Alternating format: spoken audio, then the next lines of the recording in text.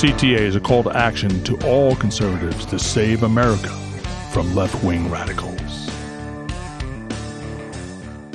Nearly 45% of the U.S. workforce already have plans for job hopping in 2021. Now, many of those 70 million job hoppers are just fed up and they're ready to work somewhere else, somewhere where they will be free. Maybe it's time for your talents to go to a city or a company that actually values your freedom. Post your resume on redballoon.org so that you can connect with this ever-growing list of free speech employers who would love to hire you.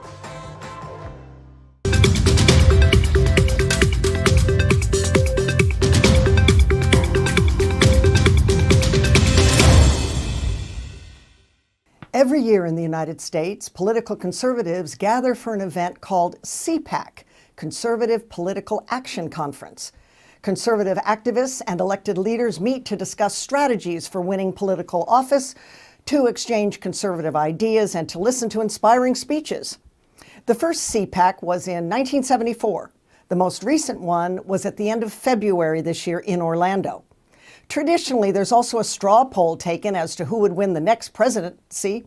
President Trump won the poll.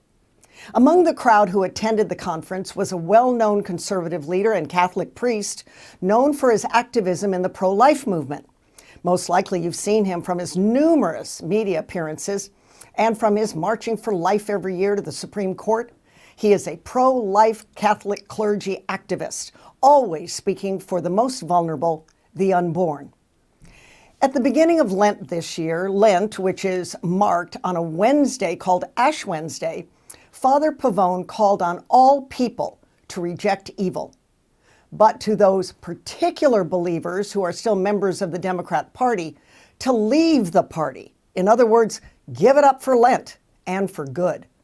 He said, quote, "Those believers who are still members of the Democrat Party, leave that party. Its platform, its leaders, and the policies they advance have explicitly embraced a worldview that promotes the direct, deliberate, and systematic killing of children in the womb, without exception, and at taxpayer expense. Views the freedom of religion as discrimination, punishes believers and the church institutions for trying to live their faith, and redefines human sexuality, marriage, and family in ways that contradict God's plan. The party also denies the rights of parents as the primary educators of their children, just to name a few problems with the party. Those who don't see this need to read the platform and read the bills the leadership is promoting," unquote. I'm Terry Gilberg, and this is Timeline with Terry, and today's Timeline topic, giving up the Democrat Party. I'll be right back.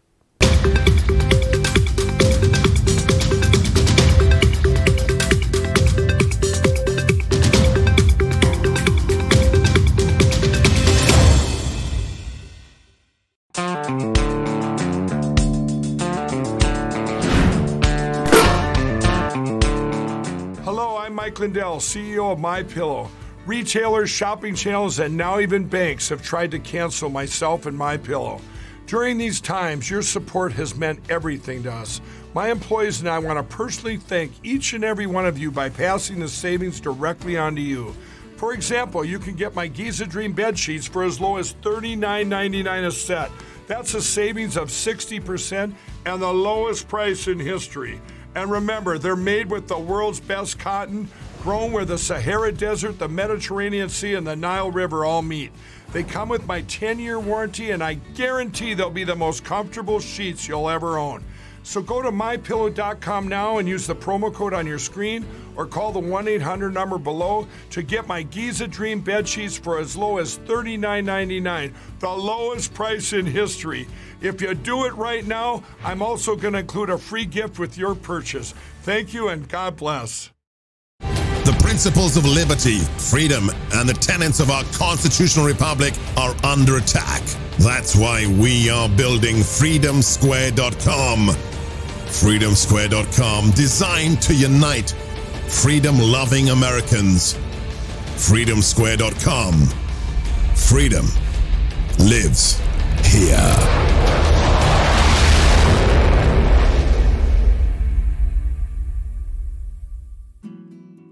Are you tired of having to grunt, wince, and sigh every time you sit down on the couch?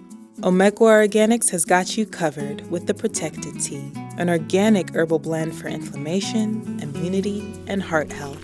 Naturally boost your immune system and reduce stress. So get on up and dance, because you know that Omekwa Organics has got you protected. Visit our link in the description for money off your first bag of Protected Tea. Charlize, luxury skincare for real women, because you're worth it.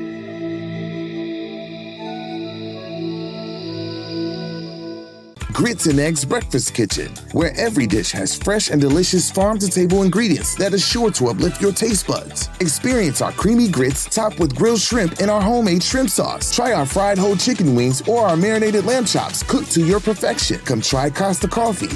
It's the best coffee you've never tasted. Grits and Eggs Breakfast Kitchen, located at 3205 Cumberland Boulevard, Southeast, Suite 105 in Atlanta. Grits and Eggs Breakfast Kitchen. Enter as strangers, leave as friends. Cheers.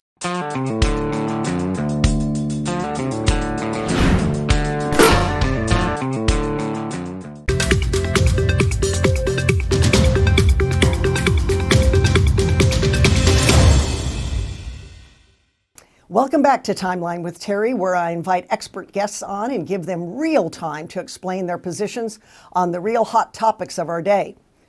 The issue of life is certainly a top topic. It has been for years, but this year in particular, 2022, might be the year where we see the issue of abortion become a matter for the states as we await the Supreme Court's ruling on Dobbs versus Mississippi.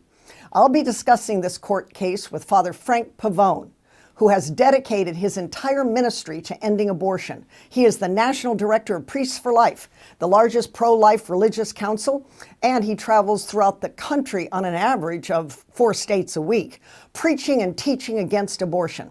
He broadcasts daily to hundreds of thousands of people on television and radio, and we on this program are honored to have him now. Welcome, Father Frank Pavone. Nice to see you. Hello, Terry. It's great to see you too. Thanks so much for having me on for this important discussion. Well, the first thing I want to say, you're very welcome. And the first thing I want to say, as of this taping, Florida had a win today. And what was the win in Florida for the life issue, Father? Let's start off right there. Yes, our legislature passed the same kind of law that Mississippi passed a few years ago, and which is now being reviewed by the Supreme Court in the case you just mentioned. And it's a law that protects babies in the womb starting at 15 weeks.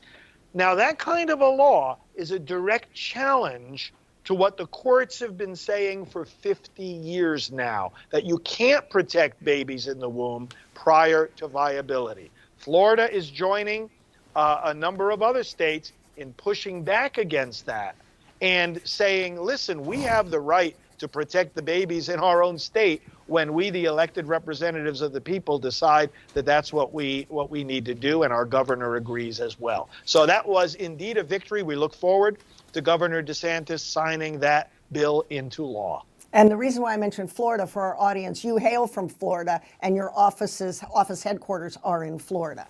Exactly. To that note, since you mentioned other states, it's my understanding, if I've done my study right, Arizona also, Mississippi, Texas, Oklahoma, and now Florida. Are there others that are around the 15-week to 16-week period? Yeah, Arkansas has passed some pretty strong legislation as well, protecting the babies around 12 weeks. And of course, this legislation in these various states gets tied up in court very easily. But we've seen, of course, a great victory in Texas, where the law has been in effect since September 1st, protecting babies all the way from approximately 6 weeks into the pregnancy. So great progress is being made. I think that's terrific. All right, let's get back to how I teed up our exchange today. The message to leave the Democrat Party, a very appropriate one, I think, echoing the call of Lent, and for our Christian brothers and sisters, particularly Catholic brothers and sisters who are listening, Lent, to turning away from sin and be faithful to the gospel. I personally really liked your message on Ash Wednesday. The message, of course, Father would point to our current president and our current Speaker of the House and other Democrat leaders. They're not really doing this vis-a-vis the life issue. In fact, I think this particular administration and this particular team, President and Vice President, actually doubled down for the pro-choice, or shall I say, pro-abort side rather than for life. And yet our president is a Catholic. He's a member of the family. You know, I appreciate you pointing this out. We were just talking about what Florida just did. And just today, Biden tweeted against what Florida did. He was complaining how terrible this is. We will not stand for this, he said. Stand for what? The protection of little babies from literally being torn apart limb from limb while they're still alive? I mean, it's so upside down. It's so inside out. And you know, what you took notice of, Terry, in terms of what I said for the beginning of Lent, let's put it in context. We at Priests for Life work together across the nation with millions of people who identify themselves as members of the Democrat Party, but who are very faithful, very pro-life. And I want to make sure that my message here is seen as an affirmation of them, not a denigration of them. I'm not looking down at them. I know that they are honest enough, courageous enough, pro-life enough to realize, as most of them do, although not all, that the Democrat Party no longer represents them. That's the point. As you're pointing out, it's the leadership that is failing them. It's not representing pro-life Americans. It's the leadership not representing the meaning of the faith that so many grassroots Catholics embrace. And that's what's so offensive about what Biden and Pelosi are doing when they say claiming to be devout Catholics. There are Catholics all across America who are sacrificing so much every day to live out their faith. And they are making serious sacrifices. Sometimes it costs them their reputation and their job and their friends. And here you've got people who are throwing some of the teachings out the window, and they're pretending that they can get the support of Catholic people across the country. It's an insult to the faith, and it's an insult to our nation when they take a stand in favor of the kind of violence that abortion represents. Well, the other thing that I wanted to also point out, I know you'll agree with me, it's not just the leadership, it's the platform, Father, itself that is laid out. And with that, there are Catholics, because I know of them, that sort of say, well, President Biden, he's Catholic and he's for this. Or I talk to my local priest and, you know, pro-choice is just fine anymore. And, you know, hey, so there's this squishiness, shall I say. There's this sense of it's okay, or relativism, or, you know, it is my body, my choice after all. And these are some of the things that our side has to fight against. And it's an uphill battle. You know, Terry, what you just pointed out is exactly our point. Namely, that when a highly positioned Catholic takes positions contrary to the faith, that causes scandal. Yes. What you just described is exactly what we mean by scandal. And unfortunately, even some church leaders, even some clergy, seem to have forgotten what scandal is. But it's in our tradition. It's in the scriptures. It's when you do something that makes somebody else, it makes it more easy for someone else to sin, or confuses them about the difference between sin and virtue. So when people say, oh, well, you know, he's a Catholic, so it must be okay, that's scandal. You're leading someone to think that something's okay, which is not okay.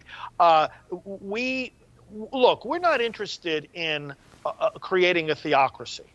I don't care what religion a candidate is, because when I decide to vote for or against a candidate, I'm not electing a pastor. I'm not interested, really. I don't care if they don't even tell me what their religion is, because they're supposed to be carrying out the duties of their office as their office is defined in the Constitution and as the virtues of public service require it. And one of those virtues that public service requires, first of all, is that you serve the public instead of killing the public. So it does not allow for the killing of the innocent by abortion. But the other thing public service requires is integrity, honesty. If you're going to claim to be something, then be it. But if you disagree with what you claim to be, at least have the honesty to say, you know, Biden, I would respect Biden more if he would stand up and say, and Pelosi too, if they would say, listen, I know the Catholic Church is against abortion. On this point, we diverge. On this point, we seriously disagree. I have a different position on abortion. But they don't say that. They try to make it look like it's totally compatible with their faith. They do. I've heard of, though, I remember Senator Kennedy, Edward Kennedy, when pressed on this. And God rest his soul, this was a while back. But this issue, Father, came to the head one day with him, and I saw an interview, and he straddled the fence. That's how I would describe it. Kind of saying, well, you know, my job in public office is to serve all the people, and they come from all different faith lives, or no faith life. But privately, I'm against abortion. So they get away with it, I guess. And I think Pelosi does that. And the other day, in fact, while we're on this subject, recently Joe Biden was asked about abortion. And, Father, it was on Ash Wednesday, the day after the State of the Union, the day of Ash Wednesday. I even grabbed the quote. He said to the reporter, I don't want to get into theology with you, as he said behind his Ray-Bans with the cross on his forehead, as if, are you for killing in the womb or not? And he wanted to make it a big theological thing, and I don't have time for theology. So they ebb and flow, they dodge and weave, they straddle the fence. Do they not? You know, interestingly, and that reporter was asking him about Roe v. Wade. Interestingly, Roe v. Wade itself tried to a large extent to make it about theology. And this is the strange thing we see. And I've been dealing with the abortion issue full time for 30 years now.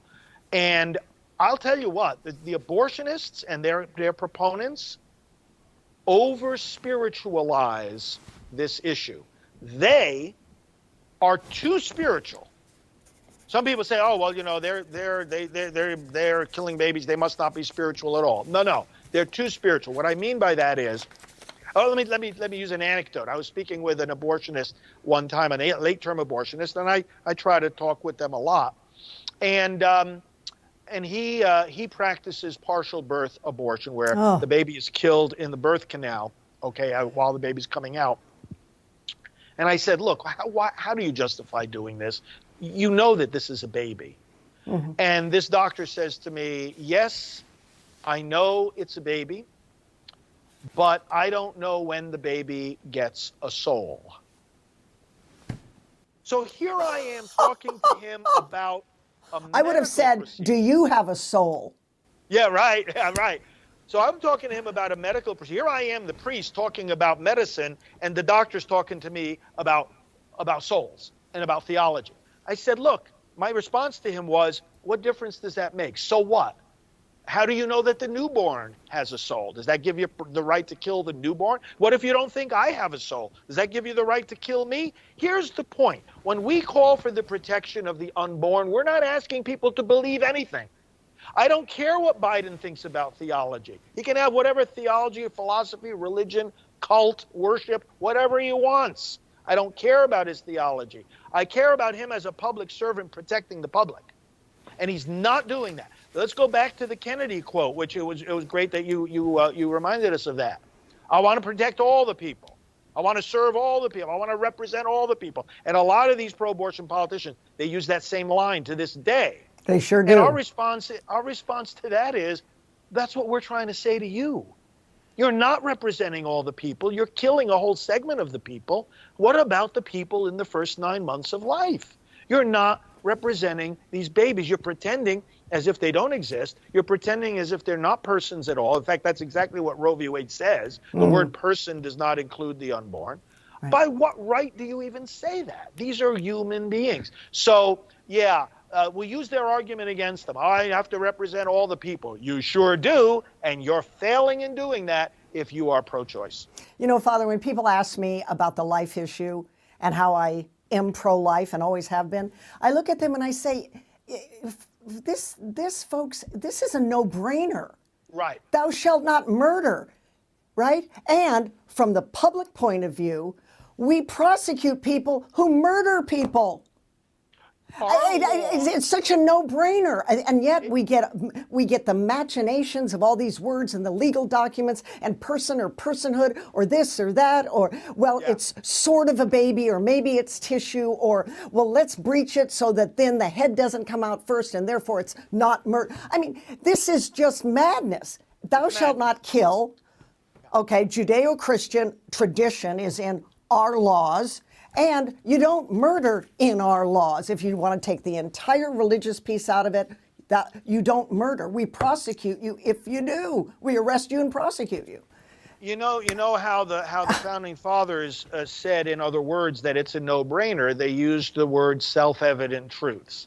Self-evident means it's a no-brainer. It means you don't have to reason to it. A self-evident truth is a truth which, once you say it, it's clear that it's true.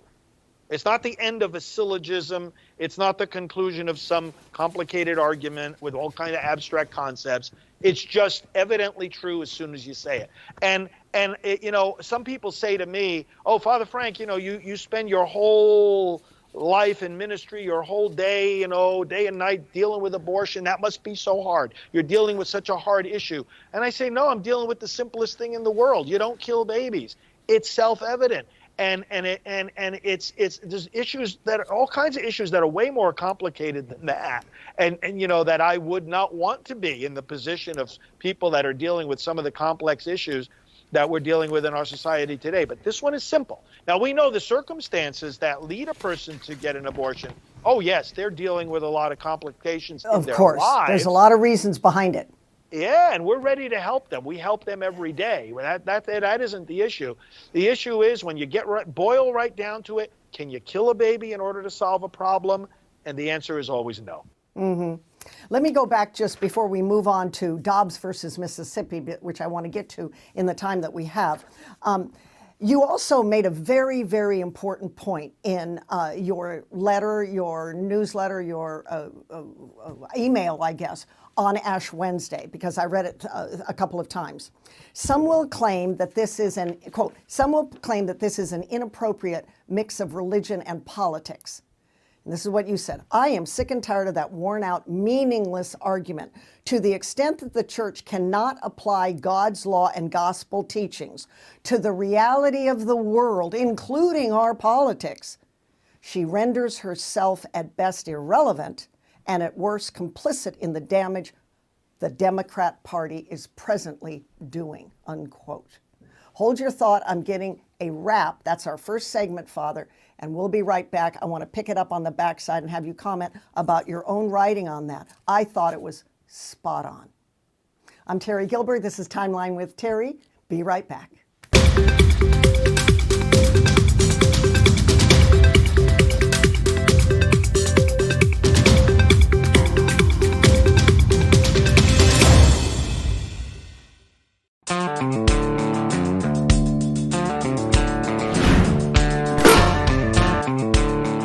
Welcome to Red Balloon, the nation's first and only free speech job site. I'm Andrew, the founder and CEO, and I'm excited you're here. I called this service Red Balloon because balloons help you fly, especially if you tie a ton of them to a lawn chair. A little bit dangerous, a lot bit fun, kind of like looking for a new job. The mission of Red Balloon is to connect employers who still love freedom and want employees who love freedom to the millions of Americans now searching for jobs today, where they won't have to look over their shoulders and constantly be worried about being canceled. There are over 10 million open jobs today, the most in history, people. It's kind of a moment. I always wanted to provide a job site focused on introducing employers to employees who will be focused on job performance and work and not politics. Come on, America. Stop canceling each other. Let's get to work. Visit redballoon.work. We'd love to have you.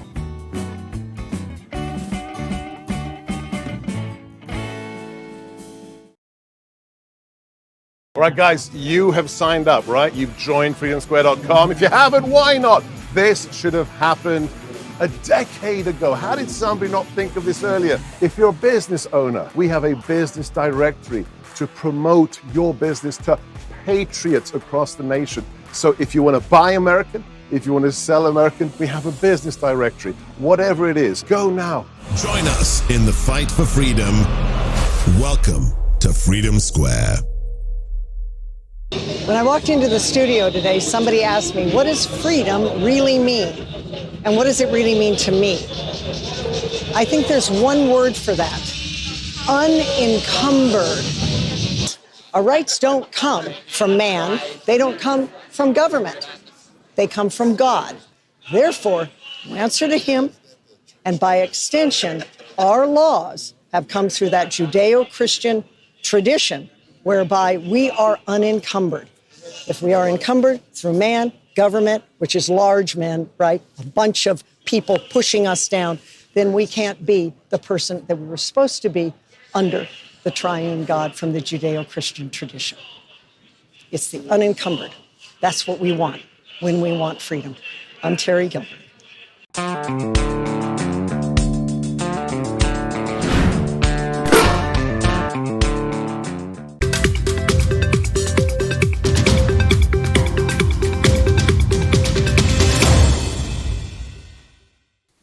You're watching Timeline with Terry. Welcome back. I'm Terry Gilbert. Our Timeline topic is on the life issue.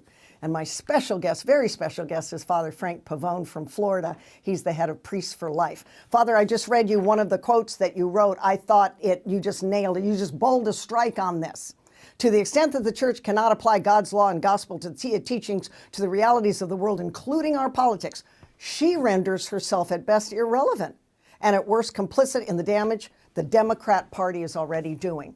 Christ never was up there and not in the streets with his message. He wasn't all up there. Politics is very much part of our theology and part of our ministry. And I'd like you to comment too, to so many of the priests that don't take this issue of life to the pulpit. Yes, exactly. Well, you know, one of the members of our Priests for Life team is evangelist Alveda King. Her uncle was Reverend Martin Luther King Jr. Dr. Martin Luther King, the night before he was assassinated, he gave a sermon in Memphis, Tennessee, and he said this to the clergy. He said, I want to see a relevant ministry. He said, we can preach about the New Jerusalem. He says, but one day God's preacher has to preach about the new New York and the new Los Angeles and the new Memphis, Tennessee. He said, we could talk about, long white robes up in heaven, but we got to make sure people have enough clothes to put on here on earth. And he went on and on like that. Ministry has to be connected, as you're saying, in other words, with the real things people are facing, with the real choices people need to make. Because in all of the choices we make, and this is a basic tenet of Christian ethics and spirituality, every choice we make either leads us closer to God or farther away from him. There's no neutrality. We're either getting closer or we're going farther away. We're either obeying him or we're rebelling against him. So part of human choices are political choices. It's part of life. So how can morality and therefore spirituality not have anything to do with politics? It doesn't make sense. So people say, oh, well, religion and politics don't mix. Oh, yes, they do. And Jesus told us how they do. He said, give to Caesar what is Caesar's, but give to God what is God's. Caesar has to obey God as well. Both the Old and the New Testament tell us there's a role for earthly authority. It's a very important role. But those in earthly authority are not God. They have to obey God. So we, in the clergy, are not giving people the full spiritual guidance they need if we are somehow afraid to talk about political issues. Another way we can put it is, at the heart of the Christian proclamation is that Jesus is Lord. And so I say to people, well, is he Lord of 90% of your life? 80%? Is he Lord of everything you do except for your political choices? How can this be separate? It can't. So yes, we have to address that. And as far as addressing the theme of the protection of life itself, that again is right at the core of the gospel. Isn't what this is all about, that God has rescued human life and lifts up human life to his throne? In the book of Revelation, there's a beautiful, beautiful promise. Jesus says, to the victor, I will give the right to sit with me on my throne. So in heaven, we're not just going to be gathered around the throne. We're not just going to fall down before the throne. We're going to be seated on the throne. So if this is the destiny that God has for human life, how can the church credibly proclaim that on the one hand, and on the other, close our eyes and turn our back when that same human life is being thrown in the garbage by abortion and by any other act of violence for that matter? So we always need to be bringing that in as a practical application of the gospel. Back to, and then we're going to move to Dobbs versus Mississippi, but back to the platform and the Democrat Party. Yes. You write, the platform on which we believers stand is neither the Republican platform nor the Democrat platform. It is the platform of Jesus Christ. And when a political party explicitly and deliberately contradicts that platform, time to leave the platform. So therefore, Yes. Father, it begs this question. Do you preach, and are you preaching on this show, and when you write like this, saying to Democrats that are still thinking that abortion is fine, and yet they call themselves Catholic or generic Christians, first party is the party of Jesus Christ, and that should define your politics and which platform you align with? Yes, that's exactly right. We have the platform of Jesus Christ. He has to be our first loyalty. Now, Right. there's nothing wrong with affiliating with a political party, nothing wrong at all. But the point is that you evaluate what that party stands for, and it doesn't mean you have to agree with it. I mean, it's impossible. I don't know that any two people can easily agree with each other on every single policy that legislators have to deal with, because, I mean, every day new things arise, things we didn't even think of before. But it's the principles underlying those policies that are more important for us to agree with. You can have two candidates with very different ideas about national security, how to protect ourselves from terrorism, for example. But that's a very different thing than one candidate coming along and saying terrorism is a right and the terrorists have a right to do what they do. That's not what the debate is. The debate is we stand on the same principle. Terrorism is evil. We have to stop it. And then we have different policies to try to advance that principle. But when it comes to pro-life, when it comes to the question of abortion, the disagreement is not just at the level of policy. It's at the level of principle. Because when you're talking about should the law protect life or not, should we kill a baby or protect the baby, the policy is the principle. Yes. And if people can just Yes. grasp that this is a more fundamental dispute than just different ideas about policies. And when you look at the Democrat platform, it has gotten worse and worse Yes, it on has. the question of abortion. The most recent iteration of it, for the first time in 2020, they called for the elimination of the Hyde Amendment. Now, this enjoyed bipartisan support for 4 decades. It saved 2.5 million lives by protecting our tax money, or at least a large part of our tax money, from going to abortion. It's like now Biden himself and Democrat leaders in Congress are rejecting the Hyde Amendment altogether. And they're saying, therefore, that not only do they want abortion without exceptions, they want us to pay for it. You can't go along. Well, then, Father, what do you say to those pro-life Catholics that perhaps are Republican or even independent, or Democrats that are leaving that party? What do you say to them when they say, well, therefore the church should be stronger about not giving President Biden communion? In fact, maybe the church should excommunicate him, because on the fundamental issue of life, where all things start from, I mean, if you're going to take a position on anything, it's the life issue, right? I mean, some people say, well, you know, we can disagree on all these policies and, you know, the 2020 election, there's a lot of things to consider. My response is, but I always start with the life issue, because that is the most important. It is so fundamental. It's the bottom line at the top of the page, okay? And to which they say, okay, then why doesn't the church get stronger with Biden and Pelosi, and for that matter at the time, Kennedy and the rest, who call themselves Catholic, who are members, baptized members of the family? Right, right. Well, of course, that's our ministry. The idea behind Priests for Life is to help both the clergy and then the whole church to be stronger on this. So we agree 1,000% needs to be stronger. Now, first of all, we have to step back and say, well, who is the church? The church is not exactly the same as the leadership of the church. And a lot of the leadership in the church has failed on this. A lot of them are Democrats. That's part of the problem. A lot of them are afraid to offend the Democrat leaders. Why? Because the Democrat leaders are helping with a lot of the Catholic social programs and whatnot, and they're afraid that if they offend them, then they won't keep helping them and so on. And that's part of the dynamic that's going on. Other times, clergy are afraid to do anything here because they're just insecure and they can't take the criticism. They can't take the heat. Well, they're probably in the wrong line of work if they can't take criticism. I would agree with that. Right? I mean, because we follow a master who, how did it end up for him? He was crucified altogether. So the idea is that, we try to strengthen the clergy, and that's one of the reasons many people support our work.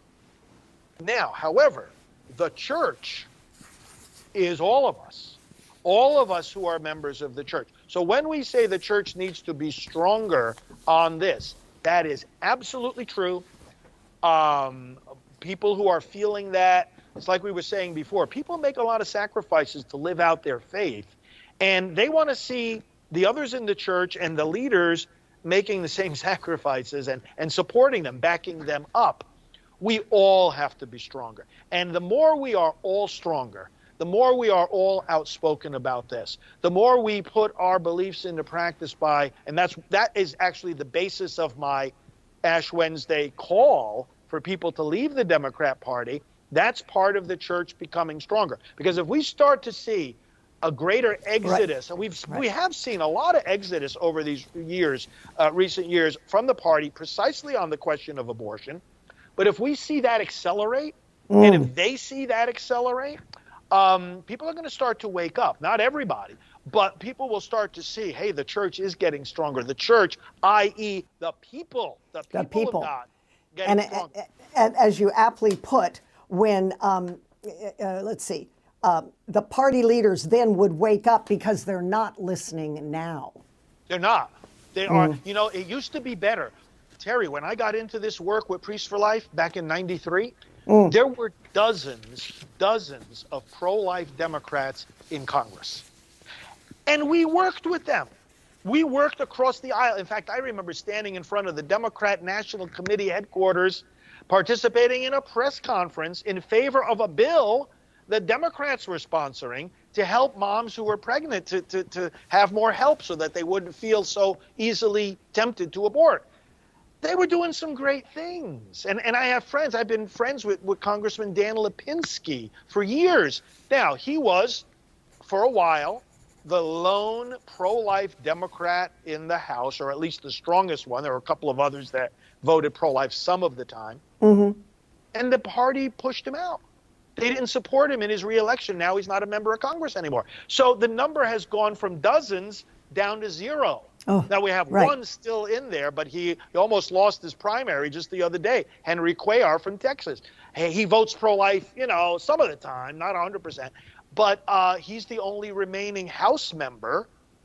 435 members. Well, then isn't it time a person like him, or for that matter, any of them, switch parties? Because the life issue is the first, it's the rock, it's the fundamental, it's creation, it's number one. Yes, it is the heart and soul of every issue when you think about it. And everything falls from there. It does. Why is an issue in the first place? Because it impacts human life. So, leaving the party for especially for a member of Congress, that's a very, very big hill to climb. But an issue like this, if there's any issue that makes it worth it, it's this one. Yeah, but in fact, and now we're going to move on. Henry, his name's Henry. He's not in Congress at all anyway. Maybe had he switched parties, he might still be there, especially given he's from Texas, right? Which leans to the right. All right, let's talk about the big news that is happening this year, Father. Last year, December 1st was a big day in Washington, D.C., when oral arguments were heard on Dobbs versus Mississippi. And to our audience that doesn't know about that case, this is Dobbs versus Jackson Women's Health of Mississippi.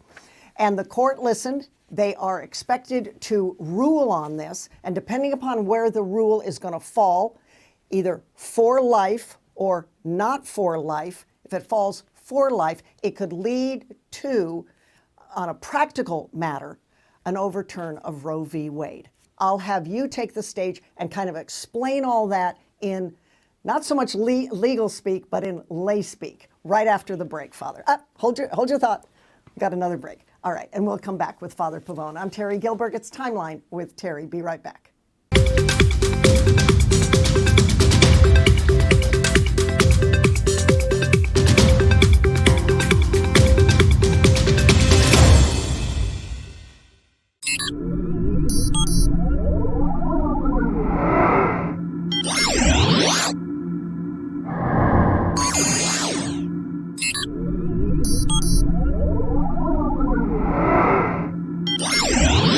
Hello, I'm Mike Lindell. Retailers, shopping channels, and now even banks have tried canceling myself and MyPillow. Well, during these times, your support has meant everything to us. My employees and I want to personally thank each and every one of you by passing the savings directly on to you. For a limited time, you can get my brand new product, My Slippers, for 50% off. That's the lowest price ever. And remember, My Slippers come with an exclusive 4-layer design. These layers combine to give you amazing comfort and support and help reduce stress on your feet. And with the durable indoor-outdoor sole, you can wear My Slippers anytime, anywhere. I personally guarantee these will be the most comfortable slippers you'll ever own. So go to MyPillow.com now and use the promo code on your screen or call the 1-800 number below to get My Slippers for 50% off, the lowest price in history. And if you do it right now, I'm going to include a free gift with your purchase. Thank you and God bless. Charlize, luxury skincare for real women, because you're worth it.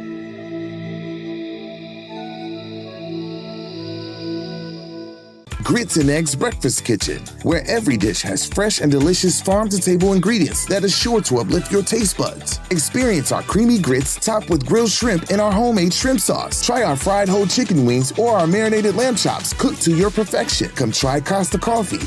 It's the best coffee you've never tasted. Grits and Eggs Breakfast Kitchen, located at 3205 Cumberland Boulevard, Southeast, Suite 105 in Atlanta. Grits and Eggs Breakfast Kitchen. Enter as strangers, leave as friends. Cheers. The principles of liberty, freedom, and the tenets of our constitutional republic are under attack. That's why we are building freedomsquare.com. Freedomsquare.com, designed to unite freedom-loving Americans. Freedomsquare.com. Freedom lives here.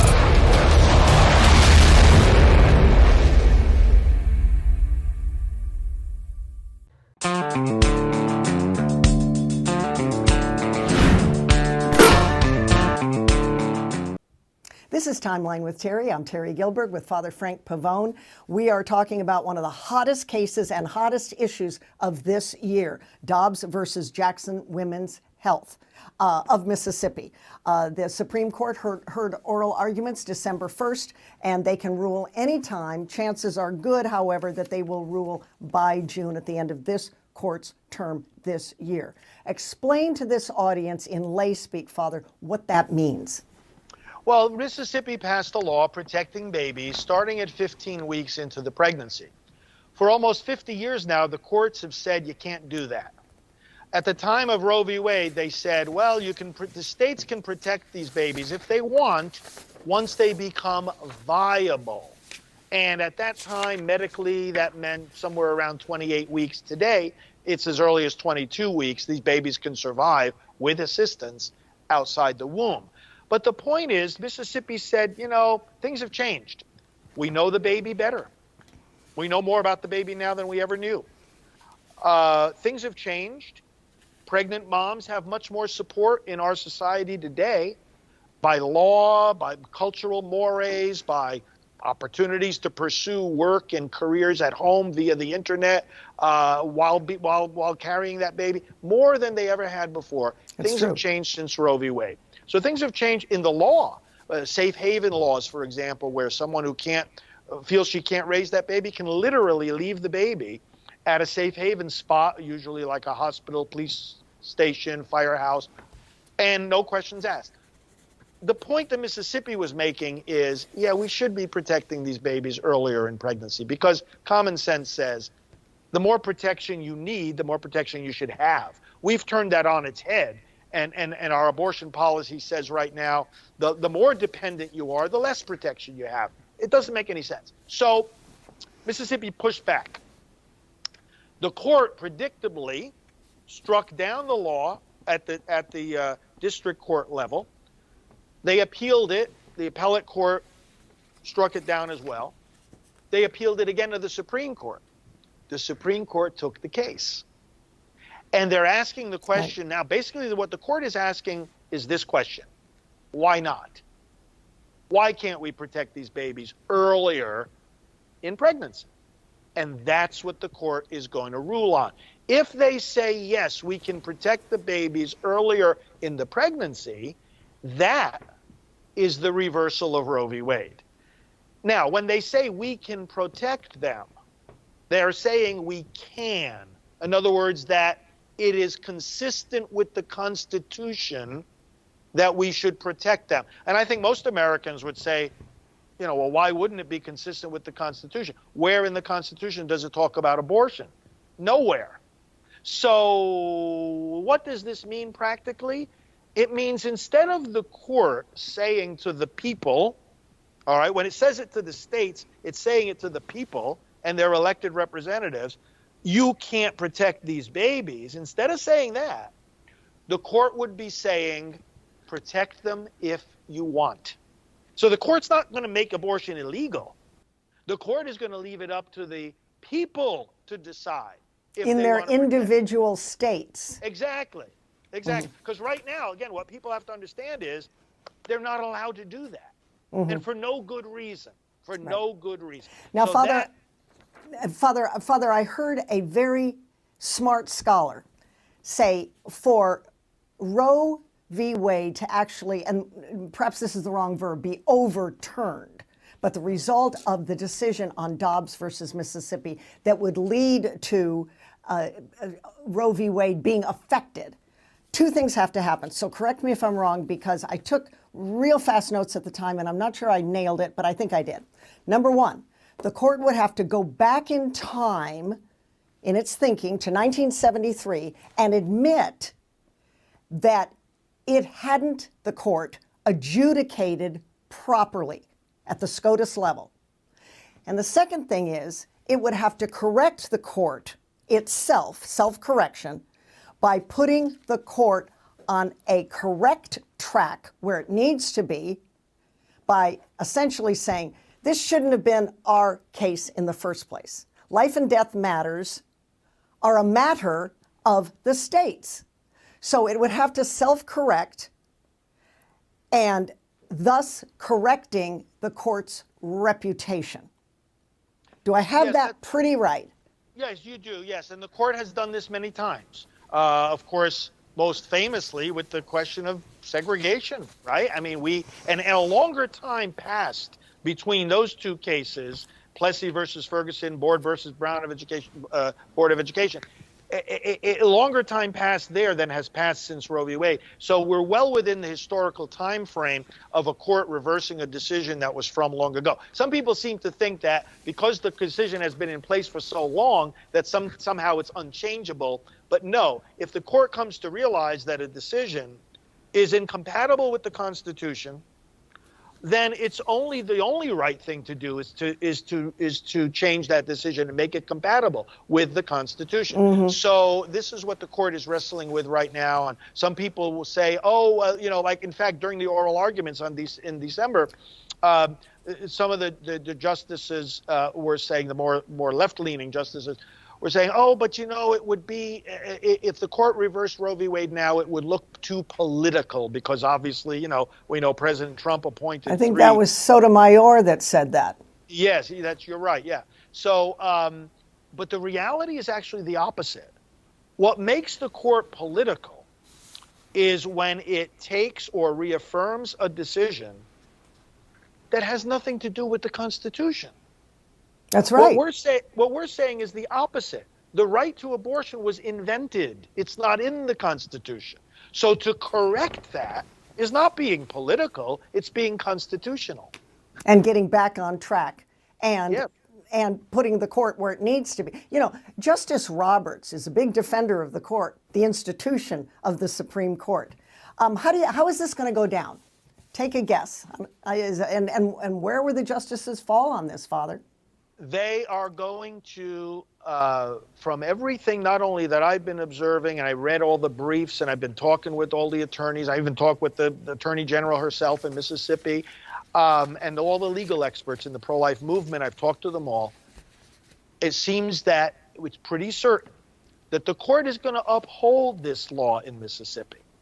Now, how far they will go beyond that in words remains to be seen. And I say in words because if, in fact, they uphold Mississippi's law as constitutional, then they have essentially radically changed Roe v. Wade. Because as we said, Roe v. Wade said you can't do that. You can't protect the babies that early. Well, now they've been changing that, which then opens the door for other states like Florida just did to do it and to have it upheld in the court. So I think no matter what else the court says beyond that, because they could go further and they could say, the whole Roe v. Wade decision is now reversed. But, they don't have to say those exact words in order for that to be the effect. And so I believe, as one of my legal friends said recently, they're going to do something either good or great. Either good or great. So we're on the cusp of a big victory. And we don't know when they're going to decide this. The term ends at the end of June, but they could decide it much earlier than that. It could come out at any time. Good to great. That's very hopeful news. Let's talk about the fallout of that, though. There will be people that would think this is horrific. What do you think if this is a victory for our side? And I do hope it is. How do you see the fallout? Well, the other side is going to say, as they're saying already, you're taking away, our right to abortion. And I say to them 3 simple words: make your case. The court is not taking away the so-called right to abortion. The court is saying, make your case. Because a state could still pass a law like New Jersey recently did that makes abortion legal throughout pregnancy. But in order to do that now, see, here's the difference, Terry. In order for the legislators to do that after a positive decision in Dobbs, they can't hide behind the court anymore. That's right. They can't hide behind the court That's and right. say, oh, no, we can't protect those babies because the court told us we can't. No, now the pro-abortion people, instead of just, pointing to the court, now they've got to point to abortion. And now they've got to make the case that it's a good idea for people to be able to tear these babies apart. They got to make the case that this is good for women rather than harmful for women. But that's one of the things we know now better than we did back at the time of Roe v. Wade, how damaging it is to women. And that's part of our work here at Preach for Life, is that we give voice to the women who've had abortions, our Silent No More campaign. Right. They tell us how bad it was. So it's like we're going to challenge the abortion industry and the abortion advocates, and we're going to say, are you going to listen to the voices of women whom you claim to serve or not? So that's part of the fallout is going to be that. Part of the fallout is going to be that the other side is going to introduce battles now in the state courts. Because remember, we have divided government. Right. We have a twofold court system. There's the federal courts, but there are the state courts. There's the federal constitution, but then there are the state constitutions. So the battle is very much going to be on the state level, where the other side will say, oh, well, okay, the federal court said that the federal constitution does not provide a right to abortion. But you know what? Our state constitution does. And some of them have already this battle's been going on in Kansas, for example, of all places. You wouldn't think a place like Kansas. Where is Kansas on the issue? Well, they're battling now with they found a right to abortion in the state constitution. Oh, So really? where did this come from? After all these years, it was there, but you didn't see it, you know? So that's where the battle has been. I mean, they've passed some great laws. I was with Governor Sam Brownback at the time when he signed the first, signed into law the first bill protecting babies from dismemberment abortion. So they've taken some great strides there. But of course, these are caught up in court. So the battle is going to be very much there, and that's going to be a lot of the pushback from the other side. Plus, you know, there's a big push on the other side for the chemical abortions. And I want to try to get this more into the private realm. And that's how they'll try to deal with it to escape the questions of all the legislation and the court battles. So those are some of the battlefronts.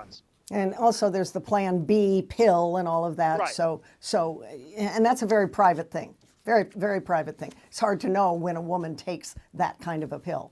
Exactly. Right. Moving on, in the time that we have, President Biden has nominated now a judge, Ketanji Brown Jackson.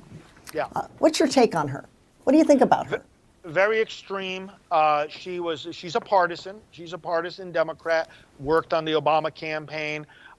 In her work as a clerk for Justice Breyer, she was involved in cases upholding partial birth abortion. We mentioned before. I read that. And as a judge, she has struck down various conservative and Trump-supported policies. So she herself has been described, and I would agree, as a politician in robes. Now, we should look at this nominee from the broader perspective that this is a moment now. The ideological balance of the court is not going to shift. That's We're replacing correct. one left-leaning justice with another. So it's not as intense a battle as we had over Amy Coney Barrett or Kavanaugh. Right. But it says just as important, though, from this angle, the American people have to wrestle with the question, what is the role of a judge? And Amy Coney Barrett said this beautifully when she was sworn in her little speech. She said, you know, a senator has to make his or her views known on policy issues and has to advocate for those positions. A judge, to be a good judge or a justice, has to do just the opposite. Their personal positions, no matter how passionately they hold them, can have nothing to do with the way that they judge. It's got to be based on the law and the Constitution. That's hard to do, but that's the role, and she understands that as the role of the justice. We need that kind of person sitting on the court, but instead we see partisans who really are putting their own ideology into the mix. And it's a time also to consider what is the I mean, look at what Biden said about the criteria he was going to use. You know, I'm going to have a black female. Why in the world does that even matter? You should be looking for someone qualified. Now, maybe the most qualified person you can find will happen to be a black female. We have absolutely no objection to that at all. But the point is, why are you leading with this identity politics mindset? Because he can, and he will, and he did. Speaking of Justice Barrett, and to your point, I was always struck growing up why our justices aren't like Lady Justice with the blindfolders on, right? But instead what we got, particularly from my point of view, with Ruth Bader Ginsburg, was her politics were wide open. She did numerous little conferences and interviews about what she thought. And I was always struck with that. Why doesn't she keep her mouth shut? Clarence Thomas is very mum's the word. And this does a disservice, I think, to the court. We should not know. Every case should be a new one that is plopped in front of their desk. And the cases that are taken, so many are discarded. They won't hear them. They won't read them. They won't adjudicate on them. But the ones that are, we should not know ahead of time. They should have we should believe that they have blinders on. Or I phrased that wrong. We should anticipate that they are blind to, that they don't speak their politics, that we don't get to know. We've got the blinders on, perhaps, about their politics. And they should rule on the Constitution with the case in front of them, each Well, and this every is- time. 1 This minute, is why Father. it was such a bad and dangerous idea when the Democrats floated this court packing notion, which of course they failed to gain support for, just like FDR failed way back in the 30s. It was a terrible idea.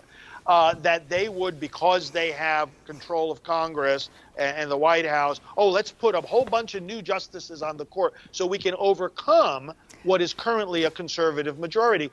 And what that does is that our nation now loses an independent judiciary. Now you've made the court into just another political tool. So you know what? If you're going to do that, then you might as well get rid of the courts altogether. Why do we need that? Because then it's nothing different than having just what we have in the Congress. Whatever party is in power, you pass their policies. Right. We're down to about 30 seconds. I'll give you the last word. And before you give it to our audience, I want to invite you back.